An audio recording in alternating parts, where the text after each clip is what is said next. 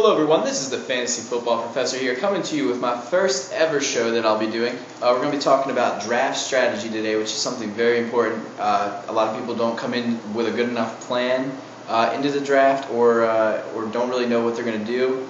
I think it's important that you come in with a draft strategy, come in with some things in your head that you're looking to get done. And we're going to kind of talk about a couple of solid ground rules, I think, for the draft. And also talk about some things that I think are important and I think can give you a pretty serious edge when you're going into the draft. So the number one most important rule for any fantasy draft is knowing your rules, knowing your scoring, most importantly, and also knowing your rosters. Determining how somebody gets points, if you're a touchdowns only league or a points per reception league, can greatly change how you're going to want to draft and how important a certain player is.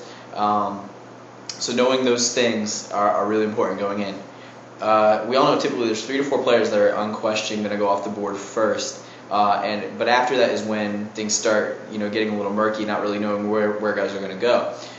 Because strategies are becoming more varied, and you're reading about guys saying go wide receiver heavy or go wide receiver QB, get those guys early. It's becoming a lot different, and you can't go in with the I'm going to go running back, right away anymore. And in some cases it's not useful to go like that. So what you really need to do is go in on draft planning to watch what the trends are, especially if you're in the middle to back end of the draft order, because if a lot of running backs are coming off the board, 6-7 running backs straight come off the board, that means that there's still a fairly good wide receiver that's on the board, so you can go that way. So you just really got to watch for draft day trends and then be fluid in how you're going to draft. One of my big rules, and I don't think people follow this enough, is you don't worry about bye weeks. A good team is going to make up for bye weeks, and if you do happen to have 1 bad or 2 bad weeks, that's not going to kill you. You're still going to make the playoffs. So I really think don't worry about bye weeks. If you're going to get around them if you have a good team. Another big thing I always say is you got to draft for consistency early, and then you can draft upside late. If you go with upside guys early, you never know if they're going to pan out. But if you can grab a couple consistent guys, the first 4 or 5 rounds, and then start trying to hit upside guys later, that's when you're gonna really be able to make good. A lot of high upside guys that were drafted early this year, C.J. Spiller, Beanie Wells, those type of guys. Those guys didn't pan out. But if you hit on guys late in the draft like Arian Foster, Darren McFadden, Hakeem Nicks, Austin Collie before his injury, those were the guys that really make teams solid. Those are the guys that, adding those guys into what you may already have from your 4 to 5 consistent guys that you already drafted, that's what's going to make you win a championship. So I think that's important to remember. Consistency early, upside late. As everybody always visits, do not draft a kicker before the last round.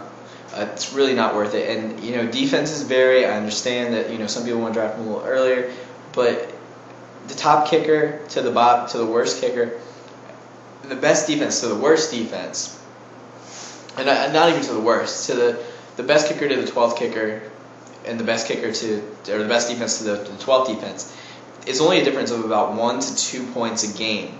It's not really that big of a deal. Why do you want to waste a pick on a kicker or a defense when you could be drafting another high upside guy that could be huge for you throughout the year? It's just not worth it, especially with the defense. You can play matchups all season long. Just pick up a defense that you think is going to, who's playing a bad offense that might have the opportunity to put up some good points. So you can do that all season and really not have to waste those picks in the draft. All right, so those are my 6 main things to always think about. Now, there's other things that I'm going to call intricacies and important observations that I have that I think people always really need to think about. Number 1, multi-threat players are incredibly important. If you look at the top 2 quarterbacks this year, the top 2 quarterbacks in fantasy are Michael Vick and Aaron Rodgers. The biggest things about them is they have somewhere between 40 and 80 points respectively each, from just running the ball. Being able to generate points in multiple ways is going to be much better than a one-dimensional way. Tom Brady's putting up great numbers, but his fantasy numbers are nowhere near Vick and Rodgers because they're both able to run and throw, and it helps you produce a lot more points that way. Also, when you look at running backs, you got guys like Arian Foster, Ray Rice, Mo Jones-Drew, Jamal Charles, LaShawn McCoy. guys who are going to give you points, through the air and on the ground. And they're incredibly important. And it's great to be able to pinpoint those guys and think about trying to lock those guys down. Return men in leagues that count return yards are great bye-week fill-ins, and in some cases they can even be starters. They're always going to give at least a couple points, and they have that high upside each week where they might take one back to the house, or they might get in and they're usually explosive players, so they might be able to get in there and maybe score a big touchdown from a normal offensive set. A good example that's Danny Amendola. He gives you points on return points. He gives you points when he's in the passing game. There's a lot of ways that he scores, and he's actually been a great starter this year. But if you drafted him as a backup, he would have been a great bye-week fill-in as well. 3, this is something that's a little out of the box. I think some people are starting to go this way, but I think it's not really a mainstream thought yet. I think some tight ends can start being thought of as end of the first, beginning of the second tier wide receiver. Antonio Gates, if you look at his numbers this past year, if you would have extrapolated them over the year before he had gotten injured, you're looking at the number 1 wide receiver. His numbers were that good.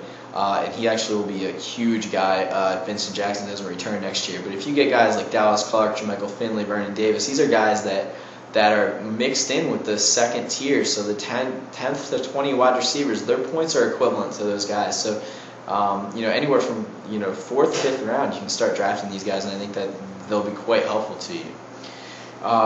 Another big thing, look for quirks. There's always going to be ways that you can manipulate things in your favor.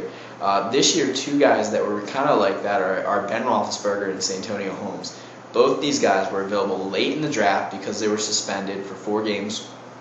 And if you drafted them, you got great value from a late round pick. And what you do in that case is you take guys who can be in their place, who are solid guys. Maybe it's not as high upside, but guys that you're going to get solid points to fill in for them for the first couple weeks. And then you get to bring in these studs who you'll be golden once they come in. So I think looking for those things every year are really big and are really helpful for you. 5, don't forget about injured players from the previous year. This year, one of my big guys was Wes Welker. I drafted him probably a round or 2 early because I knew he was going to be in good form. The reason I knew that was because I was reading preseason and camp articles constantly, trying to figure out what kind of condition he was in. Was he going to be ready for the regular season? Was he going to be the old Wes Welker?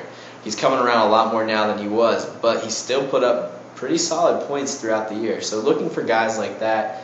Next year it might be Ryan Grant, Frank Gore, Jermichael Finley. There's a lot of guys next year you can be. Dallas Clark too, guys you can look at next year, and maybe other guys are going to forget about them because they were injured. But hopefully, you can look for those guys and they can be a bargain for you. One of my last things is handcuffing. I feel like you're handicapping yourself by handcuffing in a lot of instances. If you have Ryan Grant and he went down and you had Brandon Jackson. Brandon Jackson's not really the most productive fantasy player, but if you at the same time could have drafted another running back in the later rounds who has more upside, I think you got to go with the higher upside guys, because you can't just draft a guy and worrying about the fact that your starter might get hurt. It's not the best idea. So I think if you draft a high upside guy instead of trying to handcuff that guy, you're going to ultimately give yourself a better chance at winning a championship. Alright, so those are my thoughts. This is my first show. Hopefully I'll get better and keep doing some things for y'all, but I'd love to hear what y'all think. Thank you guys. Peace out from the professor.